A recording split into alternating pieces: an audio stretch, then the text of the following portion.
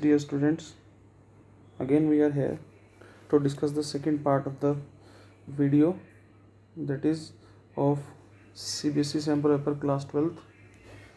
In previous lecture we have done 25 questions of section A and today we are going to start section B.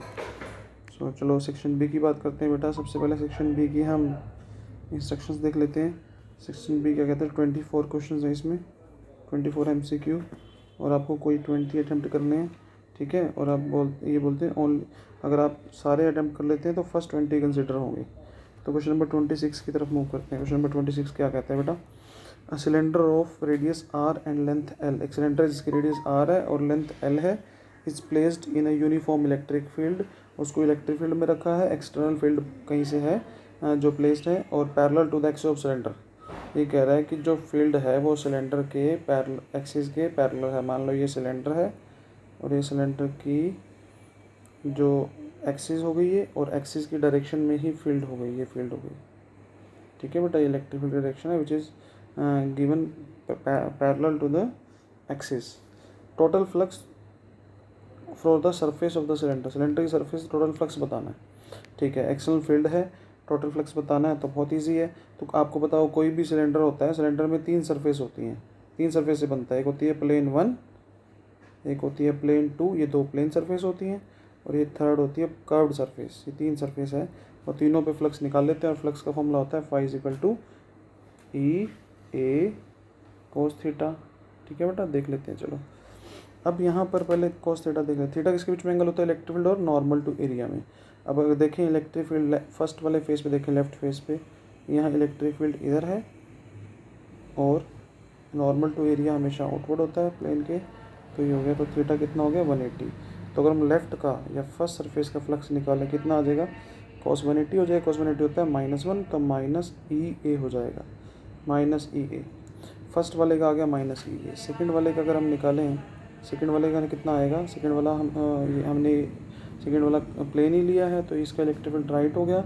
Normal to area, इसका normal to area भी sorry right में होगा। तो इस case में दोनों same parallel हो गए, तो थीटा हो गया 0 डिग्री और cos 0 होता है 1, तो ये आ जाएगा आपके पास ई ए। तो ये ई ए हो गया। अब थर्ड रीजन में देख लेते हैं। थर्ड रीजन में क्या आएगा, थर्ड रीजन में अगर बात करें, थर्ड रीजन एक कर्व्ड सरफेस हो गया। कर्व्ड सरफेस है, इलेक्ट्रिक फील्ड टुवर्ड्स राइट है, ये इलेक्ट्रिक फील्ड है और ये एरिया वेक्टर है। तो यहाँ हो गया थीटा 90 डिग्री। अब थीटा 90 और cos 90 होता है 0, और आप इन तीनों को जब ऐड करेंगे तो ये माइनस ई ए प्लस ई ए कैंसिल आउट हो जाएंगे, ये 0 है। तो इसका मतलब टोटल फ्लक्स आ जाएगा हमारे पास 0 डिग्री, 0 आ जाएगा टोटल फ्लक्स, तो इसका आंसर होगा 0। क्वेश्चन नंबर 27 पे मूव करते हैं। क्वेश्चन नंबर 27 क्या कहता है, 2 parallel large thin metal sheets have equal densities, equal surface density हैं और ऑपोजिट साइन की हैं। सपोज एक प्लस सिग्मा मान लो, दूसरी माइनस सिग्मा मान लेते हैं, ठीक है। और इक्वल हैं तो इसलिए सिग्मा ले लिया, ऑपोजिट है तो साइन उनके ऑपोजिट कर दिया। इलेक्ट्रिक प्लेट्स के बीच में निकालना है, बहुत ईजी क्वेश्चन है। बेसिकली सैम्पल पेपर से आप ये देख सकते हैं कि कौन से पार्ट से ज़्यादा क्वेश्चन पूछे जा रहे हैं और किस टाइप के पूछे जा रहे हैं, इसलिए सैम्पल पेपर का एनालिसिस होता है। तो अभी तक हमने देखे हैं कि इतने ज़्यादा एडवांस क्वेश्चन नहीं पूछे गए हैं, बट आगे वाले सेक्शन में, इसी सेक्शन बी में आगे मूव करेंगे फर्दर, तो आप देखिएगा कुछ क्वेश्चन काफ़ी ज़्यादा जो हैं वो कॉम्प्लिकेटेड लगेंगे from the board point of view. Competitive point of view इसमें बेसिकली इंट्रोड्यूस किया गया है, तो वो भी देखेंगे हम उसको, तो उसको भी करना बहुत ज़रूरी है। तो देख लेते हैं बेटा। तो फर्स्ट सेकंड थर्ड ये 3 आपके पास रीज़न हो गए। अब तीनों रीज़न में इसने प्लेट्स के बीच में पूछा है कितनी फील्ड होगी, तो इस पे चार्ज डेंसिटी है प्लस सिग्मा, इस पे चार्ज डेंसिटी है माइनस सिग्मा। अब पॉजिटिव चार्ज की आपको इलेक्ट्रिक फील्ड पता है हमेशा आउटवर्ड होती है और नेगेटिव इनवर्ड होती है। तो अगर बिटवीन में निकालनी है, बिटवीन में, और एक शीट का रिजल्ट पता होना चाहिए, एक शीट कितनी इलेक्ट्रिक फील्ड बनाती है, तो आपको हमेशा ध्यान रखना है electric field by the infinitely long sheet या थिन शीट ये आती है सिग्मा बाय एप्सिलॉन नॉट होती है। तो ये हो जाएगी आपके पास पॉजिटिव। मिडल में निकालनी है ना आपको, तो मिडल में निकालनी है पॉजिटिव ऐसे आउटवर्ड बनाएगा और नेगेटिव भी नेगेटिव इनवर्ड बनाएगा, तो नेगेटिव की इनवर्ड होगी। तो ये हो गया आपके पास, दोनों ऐड हो जाएंगी। तो दोनों ऐड हो जाएंगी तो कैसे करेंगे, नेट इलेक्ट्रिक फील्ड आपके पास कितनी आ जाएगी बेटा, नेट इलेक्ट्रिक फील्ड आपके पास आ जाएगी E is equal to sigma by epsilon naught, sigma by 2 epsilon naught, sorry एक शीट का मैंने सिग्मा एप्सिलॉन नॉट बताया था ना, सिग्मा बाय 2 एप्सिलॉन नॉट होता है। Sigma by 2 epsilon naught plus sigma by 2 epsilon naught, इन दोनों को ऐड करोगे तो आएगा total sigma by epsilon naught. तो आप डायरेक्ट रिजल्ट भी लगा सकते हो सिग्मा बाय एप्सिलॉन। हाँ बेटा, आगे फिर कंटिन्यू करते हैं इसमें। तो अब सिग्मा और एप्सिलॉन नॉट की वैल्यू रख लेते हैं। तो सिग्मा की वैल्यू हमारे पास कितनी है देख लेते हैं। सिग्मा की वैल्यू हमारे पास गिवन है 226.4 10 to the power -12, 10 to the power -12, 12 रख देंगे यहाँ पे। ठीक है बेटा। अच्छा, उसके बाद और क्या गिवन है, इसको दोबारा लिख लेते हैं।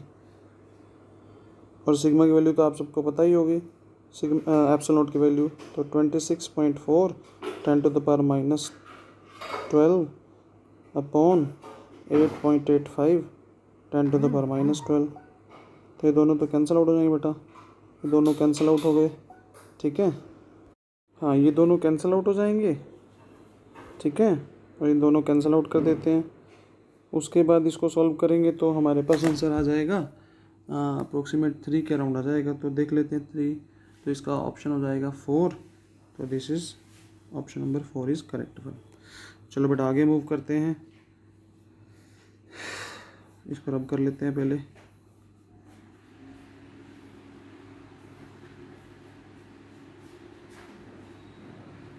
Question number 28। Now question number 28, consider N अनचार्ज conducting sphere. एक अनचार्ज कंडक्टिंग स्फेयर है, ठीक है, और एक उसके पास एक पॉजिटिव पॉइंट चार्ज रख दिया आउटसाइड द स्फेयर के बाहर, और नेट चार्ज बताना है स्फेयर पे कितना होगा। स्फेयर पे नेट चार्ज आपको बताना है कितना होगा। तो एक स्फेयर है हमारे पास, बहुत सिंपल सा क्वेश्चन है। ये एक अनचार्ज है। अनचार्ज का मतलब क्या, जितने इसके पास पॉजिटिव है उतने इसके पास नेगेटिव है, तभी अनचार्ज है, कोई एक्सेस चार्ज नहीं है। उसके पास इसके पास एक पॉजिटिव पॉइंट चार्ज रख दिया यहाँ पर +q स्फेयर के बाहर। Net charge on the sphere बताना है, बहुत सिंपल है। तो स्फेयर पे क्या होगा नेट चार्ज, स्फेयर अब जैसे ही पॉजिटिव चार्ज यहाँ रखोगे तो इलेक्ट्रोस्टैटिक इंडक्शन के कारण तो नेगेटिव चार्ज जो है वो एक एंड पे आ जाएगा और पॉजिटिव चार्ज दूसरे एंड पे चला जाएगा। ऐसे दूसरे एंड पे चला जाएगा, इसमें दूसरे एंड पे, या यहाँ चला जाएगा ऐसे मान लीजिए। तो अगर तो है तो बेसिकली न्यूट्रली हुआ क्या है, इंडक्शन हुआ है, चार्जेस का चार्जेस सेपरेट हुए हैं, अदरवाइज पे कोई नेट चार्ज नहीं आया। अगर नेट चार्ज नहीं आया तो अभी भी ये क्या है, अभी भी ये न्यूट्रल है। इसका मतलब नो चार्ज। तो इसका आंसर क्या आएगा, 0 चार्ज। जब तक आप इसको ग्राउंडिंग नहीं करोगे, जब तक आप इसको कंडक्ट नहीं करवाओगे, कहीं फ्लो नहीं कराओगे, जब तक चार्ज ट्रांसफ़र नहीं होगा इस कंडक्टर से, तब तक ये चार्ज नहीं होगा। तो ये बेसिकली पहले भी न्यूट्रल था तो अब भी न्यूट्रल ही रहेगा। तो इसका ऑप्शन आएगा ऑप्शन नंबर 4, दैट इज़ 0। चलो आगे मूव करते हैं। नाउ क्वेश्चन नंबर 29 क्वेश्चन क्या कहता है देख लेते हैं। क्वेश्चन 29, 3 चार्ज हैं, 2q -q and -q lie at the vertices of triangle. Triangle की वर्टिसेस पे 3 चार्ज रखे हुए हैं बेटा। ये ट्राइंगल हो गया, इसकी वर्टिसेस पे 3 चार्ज यहाँ रख देते हैं हम। यहाँ पर +2q रख देते हैं, यहाँ -q है, यहाँ भी -q है। ठीक है, ठीक है। और वैल्यू पूछिए ई की और वी की at the centroid of triangle. अब इलेक्ट्रिक फील्ड वेक्टर क्वांटिटी होती है, तो इलेक्ट्रिक फील्ड के लिए हमें डायरेक्शन देखनी पड़ेगी, सेंट्रोइड पे निकालना है। ठीक है, और पोटेंशियल के लिए तो कोई डायरेक्शन देखनी नीड नहीं है, पोटेंशियल तो डायरेक्ट ही निकाल लेंगे। तो पहले इलेक्ट्रिक फील्ड का मेन कंसर्न है, इलेक्ट्रिक फील्ड देख लेते हैं। अब सेंट्रोइड से तीनों का डिस्टेंस तो सेम ही रहेगा, तो सेंट्रोइड पर इलेक्ट्रिक फील्ड देखें। अब पॉजिटिव चार्ज इलेक्ट्रिक फील्ड कैसे बनाता है, पॉजिटिव चार्ज इलेक्ट्रिक फील्ड बनाता है आउटवर्ड, तो ये आपके पास होगी +2q की। ठीक है बेटा। अच्छा, और नेगेटिव चार्ज कैसे बनाता है, नेगेटिव चार्ज इनवर्ड बनाता है, तो ये नेगेटिव की हो गई। ठीक है बेटा। अच्छा, और अब हम इसमें -q की देखें, ये भी इनवर्ड बनाएगा, ये भी कहाँ बनाएगा, इनवर्ड बनाएगा। अब हम ध्यान से देखें तो एक इलेक्ट्रिक फील्ड इधर है, एक इलेक्ट्रिक फील्ड इधर है, ठीक है, और एक इलेक्ट्रिक फील्ड इधर है। जब आप इन दोनों का रिजल्टेंट लोगे तो इन दोनों के रिजल्टेंट भी इसी डायरेक्शन में आएगा, ये इसके आसपास आएगा, ऑपोजिट तो जाने से रहा। इसका मतलब क्या है, इन दोनों का जो रिजल्टेंट है उसको मैं बोल देता हूँ, ये आपके पास थी मान लो ये B था और ये C था, तो ये FA, ये FB और ये FC, तो ये जो है इन दोनों का रिजल्टेंट हो गया, तो ये FAB हो गया। क्या आपको लग रहा है कि दोनों कैंसिल हो रहे हैं, सॉरी लिख देते हैं, EA EB, क्योंकि इलेक्ट्रिक फील्ड है EC, तो EAB और EC दोनों सेम डायरेक्शन में आ गए। इसका मतलब कि इलेक्ट्रिक फील्ड कैंसिल होने का कोई चांस नहीं है, मतलब इलेक्ट्रिक फील्ड जो है वो नॉन ज़ीरो होगी, इलेक्ट्रिक फील्ड ज़ीरो नहीं होगी। अब नॉन ज़ीरो होगी तो ये ऑप्शन तो पहले ही गलत हो गया, ये ऑप्शन भी गलत हो गया, तो फर्स्ट और थर्ड बचा। फर्स्ट और थर्ड में क्या डिफरेंस है, एक में पोटेंशियल ज़ीरो, एक में पोटेंशियल ज़ीरो नहीं है।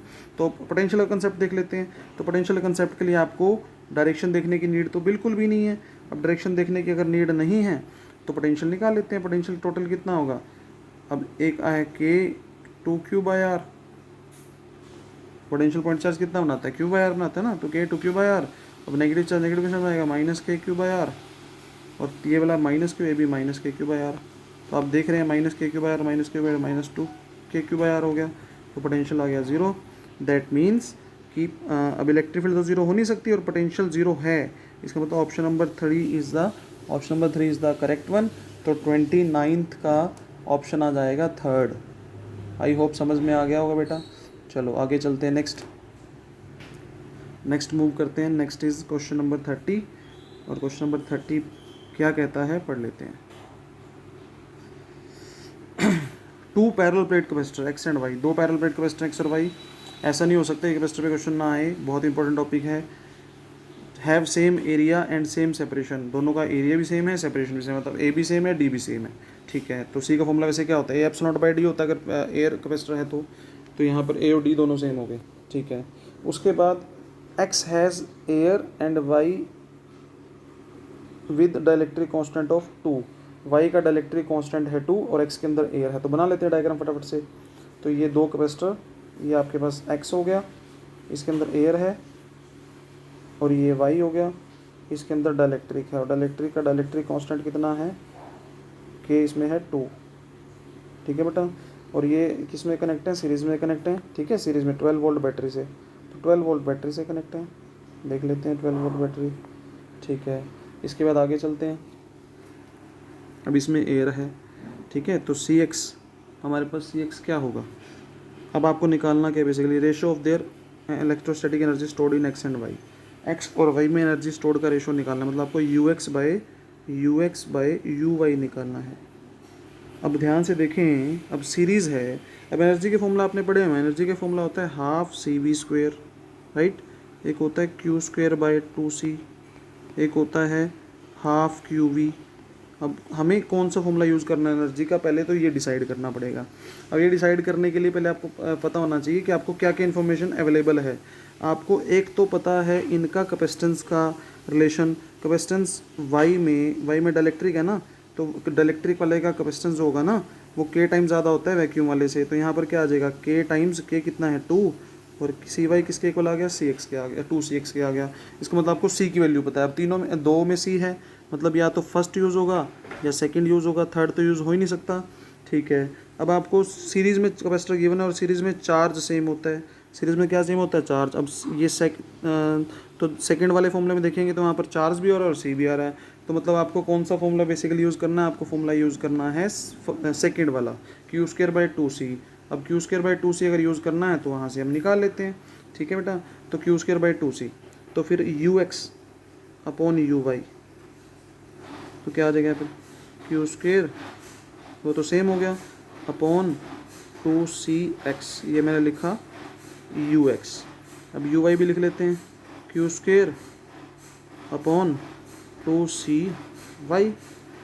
ठीक है बेटा, अब Q से Q तो कैंसिल आउट हो गया, 2 से 2 कैंसिल हो गया, तो क्या आ गया CY/CX, और CY अभी हमें पढ़ा था क्या होता है 2CX/CX, तो CX से CX ज़रा, CX से CX हो गया हमारा कैंसिल आउट, CX से CX हो जाएगा कैंसिल आउट। एक मिनट दोबारा रिवाइंड कर लेते हैं इसको। हाँ, CX से CX हो जाएगा कैंसिल आउट कर दिया, तो Uy/Ux रेशो Uy कितना आ जाएगा, आ जाएगा 2:1। तो 2:1 ऑप्शन नंबर 3 है, ऑप्शन नंबर 3 होगा करेक्ट, तो option number 3 is the correct one, right बेटा। ठीक है, चलो नेक्स्ट मूव करते हैं क्वेश्चन नंबर 31 की तरफ। क्वेश्चन नंबर 31 क्या कहता है देख लेते हैं। क्वेश्चन नंबर 31, अच्छा से इसको रब कर देते हैं। यस, क्वेश्चन नंबर 31, अभी 2 ऑप्शंस इसके अवेलेबल हैं, नेक्स्ट पेज पे जाएंगे 2 ऑप्शंस वहाँ मिलते हैं, तो पढ़ लेते हैं पहले इसको क्या है। Which among the following is not a cause for power loss in a transformer.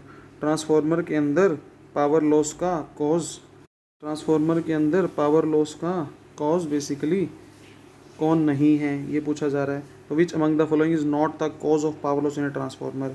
Transformer के अंदर पावर लॉस क्यों होती है, पावर लॉस बेसिकली जो लॉस के रीज़न होते हैं वहाँ पर, एक होता है हमारे पास कॉपर लॉस, एक होता है हमारे पास एडी करंट लॉस, ठीक है बेटा, एडी करंट लॉस, एक होता है हमारे पास flux leakage loss, flux leakage loss, leakage loss, एक होता है हमारे पास हमिंग लॉस, जो बेसिकली साउंड की वजह से, साउंड एनर्जी की वजह से आता है, जो ट्रांसफार्मर साउंड प्रोड्यूस करता है। तो आई होप ये सब आपने पढ़े होंगे, जितने भी हमारे पास लॉस हैं ये।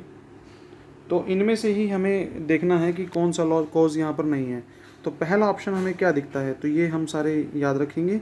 तो first, eddy current are produced in the soft iron core of a transformer. बिल्कुल सही बात है कि ट्रांसफार्मर में पावर लॉस होने का एक रीज़न एडी करंट वाला है, बट आपको तो नॉट ए कॉज ढूंढना है, तो ये तो कॉज है, तो ये ऑप्शन तो नहीं हो सकता। Electric flux sharing is not properly done, ये क्या कह रहा है, अगर फ्लक्स लीकेज लॉस होगा मतलब शेयरिंग नहीं होगी प्रॉपरली, तब भी लॉस होगा, तो ये भी लॉस का बेसिक रीज़न है, तो ये भी हमारे पास कॉज है, तो हमें तो वो ढूंढना है जो कॉज नहीं है, ठीक है। तो नेक्स्ट क्या कह रहा है, नेक्स्ट कह रहा है option number 3, humming sound produce in the transformer due to magnetostriction, ये बेसिकली फ्रिक्शन का एक पार्ट है। तो हमिंग साउंड वाला भी एक लॉस हो गया, ये भी ऑप्शन नहीं हो सकता।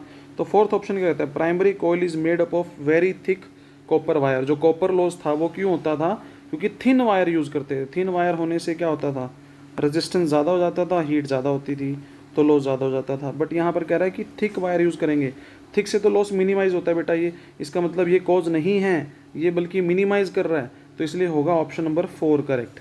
आई होप समझ में आ गया होगा, ऑप्शन नंबर 4। तो option number 4 is the correct one.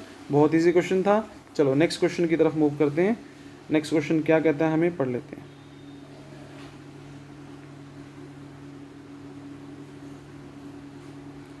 Question number 32, हाँ question number 32, an alternating voltage source of variable frequency omega, angular frequency दे रखी ओमेगा और एम्पलीट्यूड है वी, ठीक है, और किससे कनेक्ट किया हुआ है, कैपेसिटर से, और साथ में एक बल्ब लगाया हुआ है रेजिस्टेंस आर का। तो कैपेसिटर और एक बल्ब, ये बल्ब ऐसे यहाँ पर लाइट दे रहा है ऐसे, और इसको हमने कनेक्ट कर दिया एक वेरिएबल सोर्स से, ठीक है, एसी सोर्स से, इसकी एंगुलर फ्रीक्वेंसी ओमेगा और इसका एम्पलीट्यूड है न्यू वी, ठीक है बेटा। अब क्या बुझा रहा है, और जो रेजिस्टेंस है बल्ब का उसका इंडक्टेंस 0 है, मतलब ये आर सी सर्किट हो गया बेसिकली, ये आर हो गया और सी हो गया। तो व्हेन ओमेगा इज़ इंक्रीज, जब ये कह रहा है कि एंगुलर फ्रीक्वेंसी को इंक्रीज़ करेंगे, जब यहाँ से हम सोर्स की एंगुलर फ्रीक्वेंसी इंक्रीज़ करेंगे तो बल्ब की ब्राइटनेस पे क्या फ़र्क पड़ने वाला है, या नेट इम्पिडेंस पे क्या होगा, ये देख लेते हैं। तो देख लेते हैं कि बल्ब ज़्यादा ग्लो होगा, कम होगा, या इम्पिडेंस पे क्या फ़र्क पड़ने वाला है, टोटल इम्पिडेंस का क्या होगा। तो उसके लिए पहले देखते हैं कि फ्रीक्वेंसी अगर बढ़ाओगे, अब आपके पास आरसी सर्किट हो गया। अब आरसी सर्किट में फ्रीक्वेंसी से रेजिस्टेंस तो चेंज होता नहीं है, तो आपको बहुत अच्छे से पता है फ्रीक्वेंसी के का रेजिस्टेंस के साथ क्या रिलेशन होता है। अगर फ्रीक्वेंसी का मैं रेजिस्टेंस के साथ में ओमेगा का रेजिस्टेंस के साथ डायग्राम बनाऊँ तो बिल्कुल स्ट्रेट लाइन आएगा। इसने तो अपोज करना है, चाहे फ्रीक्वेंसी कम हो ज़्यादा हो, तो फ़र्क पड़ेगा आपके पास एक्सी पे, ठीक है। तो एक्सी पे देख लेते हैं क्या फ़र्क पड़ने वाला है। तो एक्सी पे देख लें क्या फ़र्क पड़ेगा। अब एक्सी के बारे में हम, एक्सी का फॉर्मूला बेटा क्या होता है, एक्सी होता है 1/1 ओमेगा सी। अब आप ओमेगा को क्या कर रहे हो, ओमेगा को आप इंक्रीज़ कर रहे हो, according to the question omega increase हो रहा है। अगर ओमेगा इंक्रीज़ होगा तो एक्सी डिक्रीज़ होगा। अब ऑब्वियस है, अगर एक्सी डिक्रीज़ होगा तो करंट का क्या होगा, X C is basically the reactance, resistance, तो करंट इंक्रीज़ होगा, क्योंकि ऑपरेशन कम हो रही है तो करंट बढ़ेगा। अब करंट बढ़ेगा तो सीरीज़ में दोनों कनेक्ट हैं, तो करंट अगर बल्ब पे ज़्यादा जाएगा तो बल्ब ज़्यादा ग्लो करेगा। दैट मीन्स ऑप्शन नंबर 1 इसका करेक्ट वन। अब करंट क्यों, कोई पूछे सर ये कुछ करंट ज़्यादा कैसे हो रहा है, तो आप देख सकते हो V = I × XC। अब अगर XC आपके पास कम हो रहा है, पोटेंशियल ड्रॉप तो वही है, तो I बढ़ेगा, तो I बढ़ेगा तो फिर ब्राइटनेस बढ़ेगी, ठीक है ना। तो इसका ऑप्शन क्या आ जाएगा, bulb glows, sorry brighter, dimmer नहीं ब्राइटर, ज़्यादा ग्लो हो रहा है ना, करंट ज़्यादा है तो ब्राइटर आएगा। नेट इंपीडेंस जो है वो अनचेंज ऐसा नहीं है, इंपीडेंस हमारे पास क्या हो जाएगा, इंपीडेंस हमारे पास कम हो जाएगा, जेड कम हो गया ना, जेड होता क्या है √R² + XL², XC², तो XC तो हो गया कम, XC कम हो गया तो फिर क्या हो जाएगा, जेड भी कम हो जाएगा। टोटल इंपीडेंस जो है वो इंक्रीज़ हो रहा है, ये भी गलत है, टोटल इंपीडेंस कम हो रहा है, नेट इंपीडेंस अनचेंज, ये भी गलत। बल्ब जो है वो डिमर नहीं ग्लो होगा बल्कि ब्राइटर होगा। तो option number 2 is the correct one, option number 2 इसका हो जाएगा करेक्ट, ठीक है बेटा। चलो let's move on to the question number 33. Yes बेटा, question number 33. Let's read out the statement. A solid spherical conductor, एक सॉलिड स्फेरिकल कंडक्टर है, हैज़ ए, सॉलिड है, स्फेरिकल है, कंडक्टर है. तो स्टेटमेंट बहुत ध्यान से पढ़नी चाहिए. Has charge plus q and radius are. ये आप देख रहे हो मिडल वाला, ये मिडल वाला, इसकी रेडियस आर है और ये सॉलिड है, ठीक है, और क्यू चार्ज है इसके ऊपर, ठीक है, प्लस क्यू चार्ज है. अब कंडक्टर है तो चार्ज बेटा कहाँ आएगा, चार्ज सारा का सारा कहाँ होगा, सरफेस पे, और प्लस क्यू चार्ज है तो हम बना लेते हैं, तो ये पॉजिटिव यहाँ पर आ जाएगा सारा, ठीक है, क्योंकि चार्ज बेसिकली रहता है सरफेस पे अगर कंडक्टर है तो. अगर इंसुलेटर होता तो जहाँ चार्ज होता वहीं रहता, मूव नहीं कर सकता था, ठीक है. तो ये ध्यान रखना. It is surrounded by solid spherical shell. एक स्फेरिकल शेल है, ये आपको स्फेरिकल शेल दिख रहा है, दिस इज स्फेरिकल शेल, ठीक है. और इसकी रेडियस, इसकी इस पे चार्ज है माइनस क्यू, इस पे चार्ज कितना है, माइनस क्यू, देख रहे हैं आप, माइनस क्यू इसके ऊपर चार्ज है, माइनस क्यू, ठीक है. इनर रेडियस है 2r और आउटर रेडियस है 3r. ये सी वाला पार्ट हो गया 2r पे, ये दिख रहा है आपको, ये वाला डी वाला पार्ट हो गया 3r पे, ठीक है. Which of the following statement is true. पहले देख लेते हैं, स्टेटमेंट को बाद में पढ़ते हैं, पहले ये डायग्राम आपको अच्छे समझ में आना चाहिए. ये क्वेश्चन देखो काफ़ी अच्छा क्वेश्चन है बोर्ड पॉइंट ऑफ व्यू से, और कुछ बच्चों को कॉम्प्लिकेटेड भी लगेगा, तो इस क्वेश्चन को ध्यान से देखिएगा बेटा. तो फिर से एक सॉलिड स्फीयर जिसकी रेडियस कितनी है r, ठीक है, इस पर कितना चार्ज है, पॉजिटिव, ये रहा पॉजिटिव चार्ज. और जो स्फेरिकल शेल है उसकी रेडियस, इनर रेडियस है उसकी 2r और आउटर रेडियस है 3r, आउटर रेडियस होगी 3r, ठीक है. ये शेल है, ये खाली है अंदर से, तो इनर आउटर से रेडियस दे रखी है, तो इसके पास पॉजिटिव, इसके पास माइनस क्यू चार्ज है. अब सोचने वाली बात है कि इसका माइनस क्यू चार्ज सरफेस पे जाएगा. अब कौन सी सरफेस जाएगा, इनर या आउटर. अब अगर पॉजिटिव चार्ज यहाँ पर है तो क्या होगा बेटा, जस्ट सेकेंड, पॉजिटिव चार्ज अगर यहाँ पर है बेटा तो क्या होगा, तो नेगेटिव वाला अट्रैक्शन के कारण यहाँ आ जाएगा, माइनस क्यू यहाँ आ गया बेटा, ठीक है. अब माइनस क्यू यहाँ आ गया, हाँ, तो उसके बाद फिर होगा क्या, देखिए ज़रा. तो ये अगर आप ध्यान से देखें, अब ये इसने इसको बोला है बी और इसको बोला है सी, तो इलेक्ट्रिक फील्ड लाइन तो पॉजिटिव से नेगेटिव रहेंगी, पॉजिटिव से नेगेटिव, पॉजिटिव से नेगेटिव, पॉजिटिव से नेगेटिव. तो इलेक्ट्रीफाइड आपने पढ़ा है, इलेक्ट्रिक फील्ड लाइन बेसिकली कहाँ से कहाँ तक स्टिक कर रही हैं, ये स्टिक कर रही हैं बी से लेके सी तक, बी से सी, बी से सी, बी से सी, क्योंकि पॉजिटिव है बी पर और नेगेटिव है सी पर, ठीक है. अंदर कोई चार्ज होता नहीं तो अंदर इलेक्ट्रिक फील्ड यहाँ पर ज़ीरो होगी. तो मतलब आप ये देख रहे हैं बेसिकली जो इलेक्ट्रिक फील्ड है यहाँ पर भी ज़ीरो रहेगी, क्योंकि यहाँ पे चार्ज ही नहीं है, क्योंकि यहाँ पर ना पॉजिटिव नेगेटिव का इफेक्ट है, यहाँ भी ज़ीरो. तो इलेक्ट्रिक फील्ड रहेगी बेसिकली इस वाइट वाले रीजन में, इसी रीजन में इलेक्ट्रिक फील्ड रहेगी और पोटेंशियल भी इसी में रहेगा. तो देख लेते हैं. अच्छा, इलेक्ट्रिक फील्ड मैक्सिमम कहाँ होगी अगर हम बात करें, बी पर या सी पर. इलेक्ट्रिक फील्ड मैक्सिमम कहाँ होगी, बी पर या सी पर, यह भी आपको पता होना चाहिए. अब अगर हम यहाँ पर ध्यान से देखें बी और सी कहाँ पर इलेक्ट्रिक फील्ड मैक्सिमम होगी, तो फिर इसमें इलेक्ट्रिक फील्ड मैक्सिमम का कंसेप्ट होगी. तो उसके लिए ये बी अगर आप देखें, बी तो छोटी सी सरफेस पे चार्ज है, बी है छोटी सरफेस पे चार्ज, और जो सी है वो बहुत बड़ी सरफेस पे चार्ज है, ये सी बहुत बड़ी सरफेस पे चार्ज है, वही वाला उतना ही नेगेटिव चार्ज. तो होगा क्या, अब जहाँ यूनिट एरिया, जहाँ कम एरिया में चार्ज होगा वहाँ इलेक्ट्रिक फील्ड ज़्यादा होगी ना. आपने पढ़ा होगा इलेक्ट्रिक फील्ड क्या होता है, इलेक्ट्रिक फील्ड होता है सिग्मा बाय एप्सिलॉन नोट. अब जहाँ चार्ज डेंसिटी ज़्यादा वहाँ इलेक्ट्रिक फील्ड ज़्यादा, और चार्ज डेंसिटी क्या होता है, चार्ज अपॉन एरिया. तो एरिया कहाँ कम है, एरिया कम है बी पर और उसकी चार्ज डेंसिटी ज़्यादा है, उसका मतलब इलेक्ट्रिक फील्ड जो होगी ना वो बी पे ज़्यादा होगी कंपैरेटिवली सी के. तो इलेक्ट्रिक फील्ड बी पर ज़्यादा होगी कंपैरेटिवली सी के, तो इसको बना लेते हैं. अच्छा, बी पर ज़्यादा है तो इलेक्ट्रिक फील्ड बी पर ज़्यादा होगी सी से, क्यों, क्योंकि वहाँ पर सिग्मा ज़्यादा है बी पर सी से, ठीक है बेटा. अब इसके ऑप्शंस देख लेते हैं, ऑप्शन क्या कहते हैं, ठीक है. ऑप्शन देखने के बाद फिर हम आगे बात करते हैं कि क्या पूछा जा रहा है. चलो देखो, the electric potential maximum at C and electric field maximum at A. अब ए क्या है बेटा, ए तो उसका सेंट्रल पार्ट है और सेंट्रल पार्ट पे इलेक्ट्रिक फील्ड कितनी है, ज़ीरो. अभी आपने देखा इलेक्ट्रिक फील्ड सिर्फ बी से सी के बीच में है, बी से सी के बीच में, ठीक है।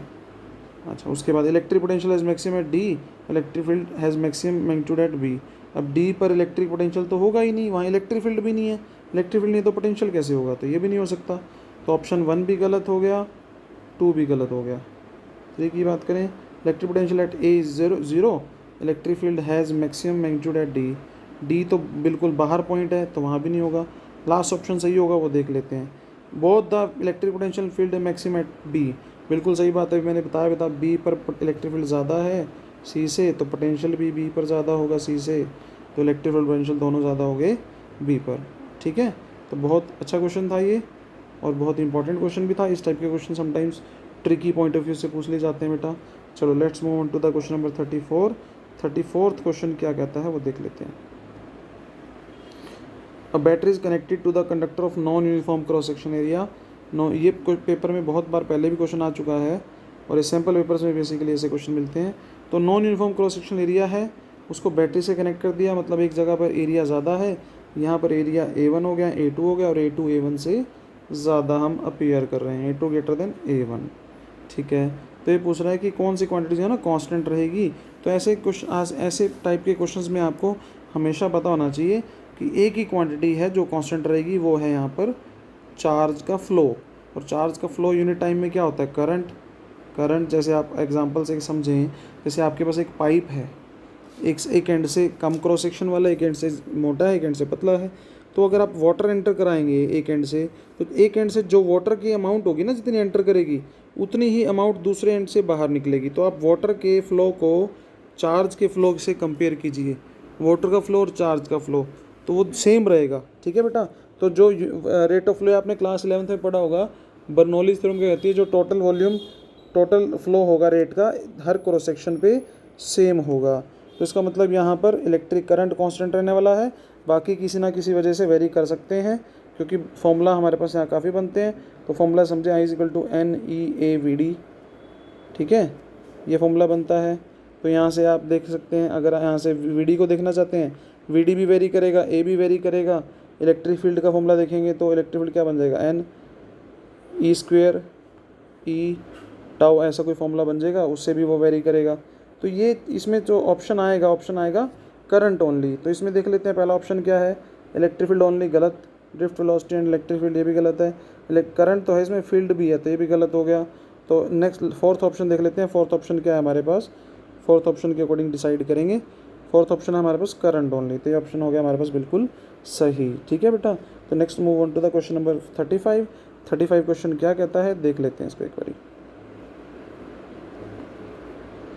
Question number 35, yes.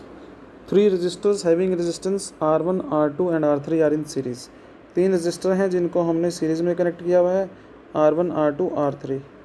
ठीक है, और सपोज़ क्या कह रहा है ये, suppose R1 carries A current of 2 ampere. R1 में कितना करंट जा रहा है, 2 एम्पियर। ठीक है, उसके बाद R2 has a resistance of 3 ohm, R2 का रेजिस्टेंस 3 ओम है, और R3 डिसिपेट्स पावर 6 वोट। तो R3 की पावर दे रखी है, R3 की पावर कितनी है, कितनी पावर डिसिपेट कर रहा है, 6 वोट। तो पूछा क्या जा रहा है, देन वोल्टेज अक्रॉस R3 के अक्रॉस वोल्टेज पूछी जा रही है, V3 क्या होगा, I, सीरीज़ में करंट सेम रहता है R3। तो अगर आपको I तो आपको पता है। अब देखो काफ़ी ट्रिकी क्वेश्चन पूछा गया है, जिसको कंसेप्ट आता है वो बेसिकली जानना चाह रहा है कि सीरीज़ में आपको ये पता है कि नहीं पता कि करंट सेम है या डिफरेंट है। ठीक है, सीरीज़ में करंट बेटा हमेशा कैसा होता है, सेम, क्योंकि चार्ज फ्लो हर एक रजिस्टर में सेम करेगा। ठीक है, तो फिर हम यहाँ पर करंट तो गैस कर सकते हैं कितना हो गया, 2 एम्पियर। अब R3 कैसे निकालें, R3 निकालेंगे पावर की इन्फॉर्मेशन से। तो P क्या होता है, P = अब आपको करंट की नॉलेज है, कितना करंट, 2 एम्पियर ना, इसमें 2 एम्पियर जाएगा। तो फॉर्मूला लगाएंगे हम I²R।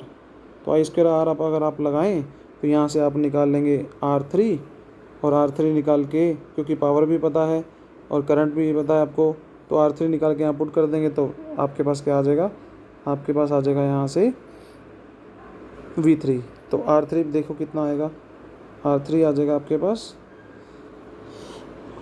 P/I², P/I², और P/I² कर देते हैं, पावर कितनी है, 6 वोट, 6, और I कितना है, 2, तो हो जाएगा आई स्क्वायर 4, 6/4 आ गया। तो पुट कर देते हैं, आई आपके पास है यहाँ पर, इसको 2 ही हम 6/4 ही लेके चलते हैं। आई यहाँ पर 2 है और ये हो गया 6/4, तो हो गया 12/4, दैट इज़ 3 वोल्ट। तो इसका आंसर क्या आ जाएगा बेटा? 3 वोल्ट। तो क्वेश्चन नंबर 35 का आंसर क्या होगा? 3 वोल्ट। चलो next move on to the question number 36 question की तरफ मूव करते हैं। तो ये भी काफ़ी इजी क्वेश्चन था, अगर आपको कंसेप्ट अच्छे से पता है तो आप इजीली उसको बना सकते हैं। ठीक है बेटा, चलो ये भी काफ़ी फेमस क्वेश्चन है, भी आता रहता है। क्वेश्चन नंबर 36 क्या कहता है? अ स्ट्रेट लाइन प्लॉट दे रखा है बिटवीन वी और आई के बीच में ग्राफ दे रखा है। बहुत फेमस क्वेश्चन है, पूछते रहते हैं क्वेश्चन, हम भी नॉर्मल टेस्ट में पूछते रहते हैं, तो होपफुली आपको आता भी होगा क्वेश्चन। ये नहीं आता तो देखिए ध्यान से। तो इंटर रेजिस्टेंस निकालना है सेल का निकालना है। तो सेल के लिए इक्वेशन आप लगाओ, वी और ई का ग्राफ दे रखा है। सेल के लिए इक्वेशन होती है V equal to E minus I R, V equal to E minus I R. जब सेल से करंट फ्लो हो रहा है, सेल डिस्चार्ज हो रहा है, तो V equal to E minus I R होता है। और अगर सेल डिस्चार्ज हो रहा है तो V equal to E plus I R होता है। अब यहाँ से उसका सेल का दे रखा है तो कुछ मेंशन नहीं है, तो डिस्चार्जिंग की बात हो रही है, तो V equal to E minus I R. ठीक है बेटा, तो आपको आर निकालना है। तो इस अब वी और आई का ग्राफ है, तो इस पॉइंट की स्पेशलिटी क्या है? इस पॉइंट पर आई कितना है? इस पॉइंट पर आई तो मैक्सिमम है, इस पॉइंट पर आई मैक्सिमम हो गया और वी हो गया 0। आई तो हो गया मैक्स और वी कितना है यहाँ पर?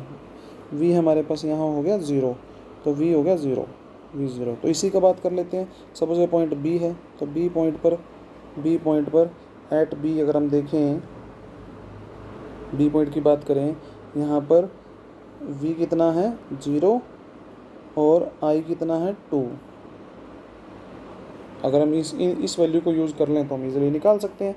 तो देख लेते हैं कैसे करेंगे। तो v को 0 करोगे तो फॉर्मूला क्या बनेगा? e माइनस आई आर, और इसको इक्वेट करोगे तो e किसके इक्वल आ जाएगा? आई आर के। e आ गया बेटा I R, e is equal to I R. अब इक्वल टू आई आर आ गया, तो आपको निकालना है स्मॉल आर। स्मॉल आर कैसे निकाल सकते हैं आप? स्मॉल आर निकाल सकते हैं आप यहाँ से, देखो ग्राफ में देखो, स्मॉल आर कैसे निकालोगे? e बाय आई। अब आई आपको कहाँ लेना है? जहाँ वी 0 है। e कितना है? 5.6, आई कितना है? 2। सॉल्व करो, कितना आ गया? सॉल्व करने से आ गया 2.8 ओहम, 2.8 ओहम। तो फर्स्ट ऑप्शन इसका करेक्ट हो जाएगा, 2.8 ओहम। आई होप समझ में आ गया हो। तो इन पॉइंट्स का, ग्राफ से पॉइंट्स का हेल्प लीजिए। अगर आपको इसमें ईएमएफ पूछी होती, तो ईएमएफ क्या होता है? V equal to E minus I R. आप यहाँ पर फिर इस पॉइंट का यूज़ करते ईएमएफ पे, क्यों? क्योंकि यहाँ पर वी 0 है, ध्यान से देखेंगे तो यहाँ वी 0 है। ठीक है, वी 0 होगी तो यहाँ पर आई 0 हो गया, तो यहाँ पर क्या 0 हो गया? आई। यहाँ पर आई 0 हो गया, आई को 0 कर दोगे तो वी ई के इक्वल आ जाएगा। आई को 0 करोगे वी इक्वल टू ई आ जाएगा, तो वी इक्वल टू ई। तो कितना आप यहाँ ईएमएफ निकालेंगे फिर? 5.6। तो ईएमएफ को पूछा जाता तो 5.6। ईएमएफ के लिए टॉप पॉइंट और इंटर रेजिस्टेंस के लिए बॉटम वाला पॉइंट, इन दोनों पॉइंट का आपको यूज़ करना है। चलो क्वेश्चन नंबर 37 की तरफ मूव करते हैं। 37 क्वेश्चन क्या कहता है देख लेते हैं। एज यूजुअल पोटेंशियोमीटर क्वेश्चन है, काफ़ी इंपॉर्टेंट क्वेश्चन है और पेपर में पूछा भी जाता है। क्वेश्चन नंबर 37, पोटेंशियोमीटर में 10 metre long wire of uniform cross section, एक 10 मीटर की वायर है, यूनिफॉर्म क्रॉस सेक्शन है, 20 ओम रेजिस्टेंस है और पोटेंशियोमीटर की तरह यूज़ कर रहे हैं। तो आपको क्या क्या गिवन है? आपको गिवन है एक लेंथ ऑफ पोटेंशियोमीटर वायर, कितनी है बेटा? L, 10 metre. कैपिटल L से डिनोट कर लेते हैं, 10 मीटर होगी लेंथ ऑफ पोटेंशियोमीटर वायर। और रेजिस्टेंस ऑफ पोटेंशियोमीटर वायर को हम स्मॉल आर से डिनोट कर लेते हैं। तो स्मॉल आर कितना है हमारे पास? स्मॉल आर है हमारे पास 20 ohm. The wire is connected in series with 5 volt battery, 5 volt battery से कनेक्ट है, 10 मीटर की पोटेंशियोमीटर वायर होगी। ठीक है, with external resistance of 480 ohm, और ये जो एक्सटर्नल रेजिस्टेंस लगाया हुआ है उसका 480 ओम है। अब unknown EMF E is balanced at 6 metre balance किया गया है।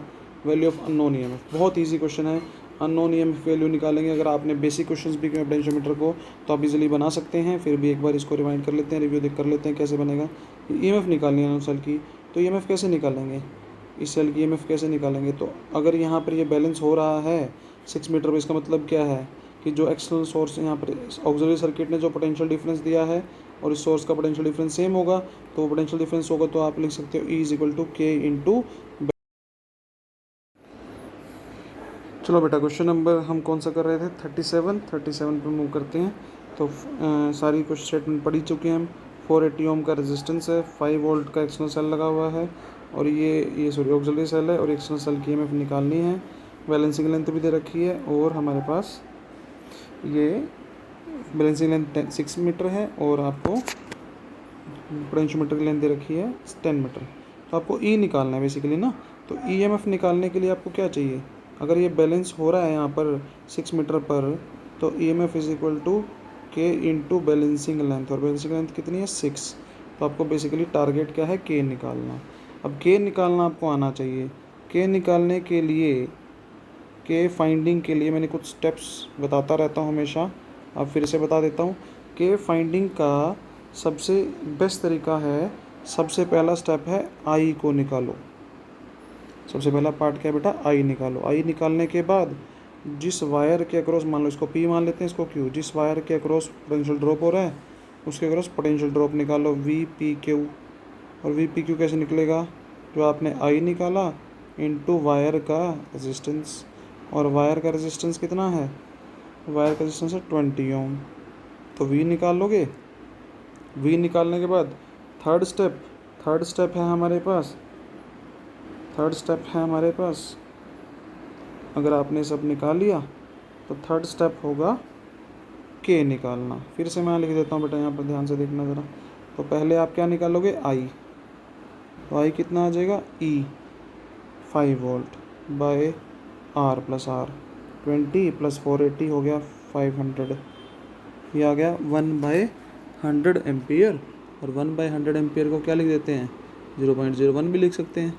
ठीक है, तो हमने इसको लिख दिया 0.01 एम्पियर। ठीक है, दूसरा स्टेप क्या बताया था मैंने, पहला स्टेप हो गया के निकालने की प्रोसेस चल रही है अभी। ये के निकल जाएगा तो बैलेंसिंग लेंथ से मल्टीप्लाई करके हमारे पास EMF आ जाएगा। तो सेकेंड हमने निकालना है वी पी क्यू, इसको मैं पी बोल देता हूँ। तो वी पी क्यू कैसे निकालेंगे, के आई आर, आई कितना है 0.01 और आर कितना है हमारे पास, इस वायर का आर है 20। तो 20 से मल्टीप्लाई करो कितना आ जाएगा, 0.2 वोल्ट। 0.2 वोल्ट आ गया बेटा। ठीक है, उसके बाद स्टेप नंबर थर्ड क्या बताया था, अब निकाल सकते हैं आप के कैसे निकालते हैं, के निकालते हैं V P Q by L से। टोटल लेंथ जो है पूरी लेंथ के क्रॉस हो रहा है ना ड्रॉप, तो वी पी क्यू आया 0.2, टोटल लेंथ है हमारे पास 10। ठीक है, अगर आप इसको 100 में लिखना चाहो तो सेंटीमीटर में लिखना चाहो तो सेंटीमीटर में लिखना चाहो तो सेंटीमीटर में लिख सकते हो। ठीक है बेटा, नेक्स्ट फाइंड आउट करते हैं फिर। अब के आपने निकाल लिया, कितना है 0.2 अपॉन एल, एल कितना है 10। तो 0.2 अपॉन 10 हो गया हमारे पास के। इसको एज इट इज लिख देते हैं 0.2 अपॉन 10।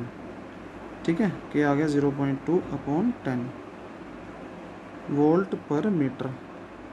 अब आपको निकालना है ई निकालना है, ई निकाल देते हैं। तो ये स्टेप समझ में आ गए होंगे, पहले आई निकालो, फिर आई के बाद वी निकालो, वी के बाद के निकालो, बस अब ई निकाल दो।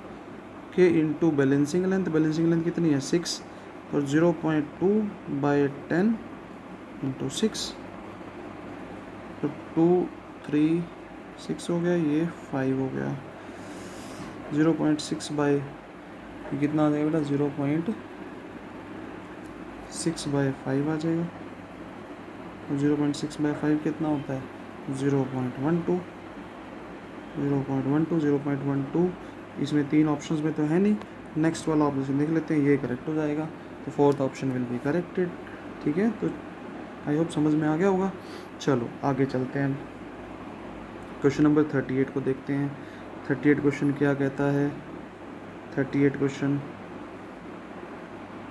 हाँ देख लेते हैं। तो ये कहता है कि the current sensitivity of A galvanometer, current sensitivity क्या होता है, IS, सिंबल क्या बेटा इसका IS। इसको कितना इंक्रीज़ कर दिया, 20% इंक्रीज़ कर दिया। मतलब अगर पहले IS था, अब IS डैश की बात कर लेते हैं, तो पहले IS था 20% IS का इंक्रीज़ करते हैं, मतलब 20/100 ऑफ IS कितना हो जाएगा, 120/100 इंटू IS। ये हो गया हमारे पास। IS में तो पुराना था ना, ठीक है। अच्छा 120।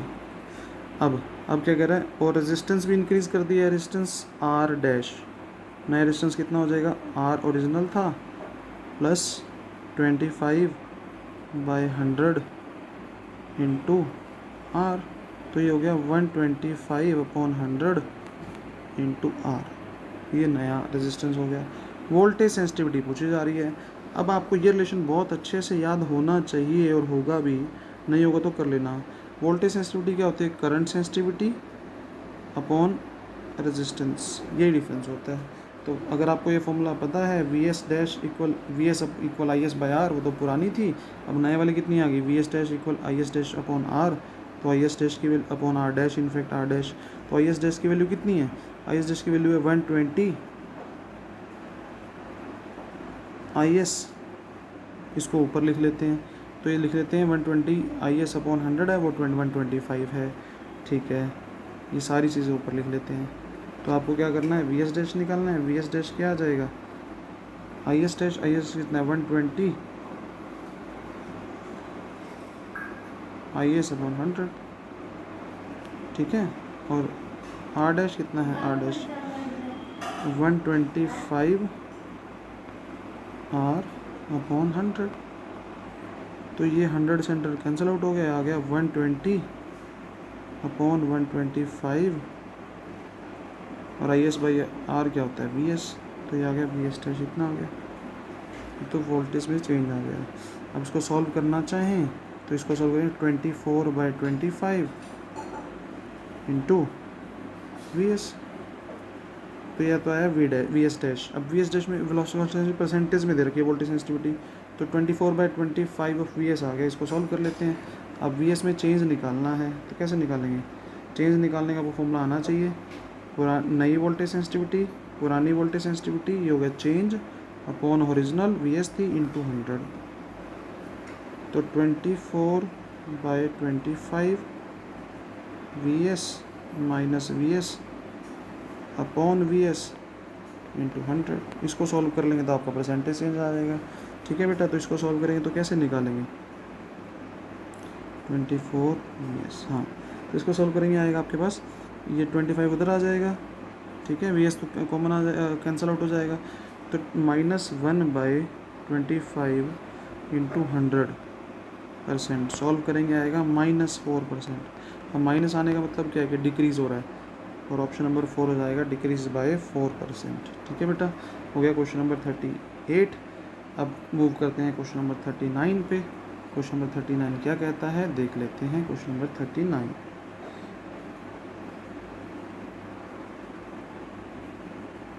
पैरेलल कंडक्टर पे थर्ड यूनिट में क्वेश्चन मिल रहे हैं, थर्ड यूनिट में, चलो देख लेते हैं। 3 infinitely long parallel straight wires carrying current A B C, ये ए वायर होगी, बी होगी, सी होगी, ठीक है, ठीक है। Are kept at equal distance, ये आर है, ये आर है, मतलब ये डिस्टेंस हो गया 2r, मतलब ये डिस्टेंस 2r हो गया, ठीक है। अच्छा, उसके बाद आगे the wire C experiences net force F, तीनों में करंट हम देख रहे हैं सेम डायरेक्शन में है, और वायर सी पे नेट फोर्स F लग रही है, क्यों लग रही है उसका भी देख लेते हैं। अब सी है, सी में करंट ऊपर है, अब सी में ये दोनों करंट सेम डायरेक्शन में है, जो ए और बी लगा रहे हैं, तो ए बी इधर लगाएगा। आपने पढ़ा होगा जब करंट सेम डायरेक्शन में हो तो क्या करते हैं, दोनों एक दूसरे को अट्रैक्ट करते हैं ना, तो ये क्या करेगा, ए क्या करेगा, इसको अट्रैक्ट करेगा, कितनी फोर्स से, एफ ए फोर्स से। बी क्या करेगा, बी भी इसको अट्रैक्ट करेगा, कितनी फोर्स से, एफ बी फोर्स से, ठीक है बेटा। अभी एफ बी निकाल भी सकते हैं आप, ठीक है, एफ बी निकाल ही लेते हैं हम, एफ बी, तभी हम कंसेप्ट को पढ़ पाएंगे। एफ ए कितना होगा, एफ ए, अब फोर्स का फॉर्मूला पता होना चाहिए आपको, तो फोर्स पर यूनिट लेंथ का फॉर्मूला होता है, फोर्स पर यूनिट लेंथ का ही लिख देता हूँ मैं, इसको एफ ए लिख देता हूँ, फोर्स पर यूनिट लेंथ को एफ से डिनोट कर देते हैं। एफ ए कितना लगेगा, इस पर ए कितना फोर्स लगाने वाला है, सी पर, तो मैं निकाल रहा हूँ फोर्स बाय ए ऑन सी, ये सी है, सी पे ही आपको नेट फोर्स दे रखी है ना।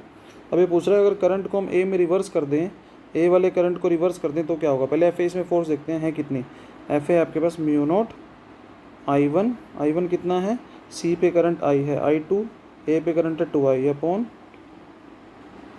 2πr होता है, 2πr, r कितना है दोनों के बीच में 2r। अगर आप ये दोनों डिस्टेंस देखो 2r है तो कितना हो गया, mu not I square upon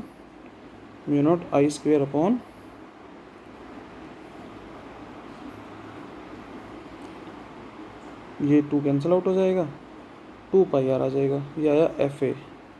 ठीक है, और एफ सी निकालें, एफ बी निकालें। एफ बी कितना आएगा, वो तो यही आएगा mu not I into I square by 2πr। मतलब दोनों फोर्सेस सेम लग रही हैं।